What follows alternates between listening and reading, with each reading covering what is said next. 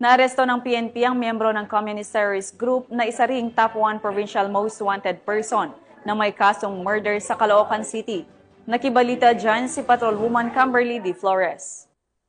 Ng mga autoridad ang nakatalagang top 1 provincial most wanted person na CTG member na may kasong murder matapos mahuli sa Barangay 76 Monumento, Caloocan City. Naresto ang akusado bandang alas 11:30 ng tanghali ng mga tauhan ng 2nd Northern Samar Provincial Mobile Force Company kasama ang 32nd Special Action Company 3rd Special Action Battalion PNP SAF, Quezon City Police District, Northern Samar Provincial Intelligence Unit at Criminal Investigation and Detection Unit sa bisa ng warrant of arrest para sa kasong murder na walang inirekomendang piyansa. Ang akusado ay dinala sa CIDU Camp Karingal, Quezon City Police District para sa kukulang dokumentasyon at tamang disposisyon. Ang matagumpay na pagkakaaresto sa akusado ay patunay lamang na epektibo ang pagpapatupad ng pambansang pulisya sa kanilang sinumpaang tungkulin na maghatid ng serbisyo publiko para sa mas payapa, ligtas at maunlad na bagong Pilipinas.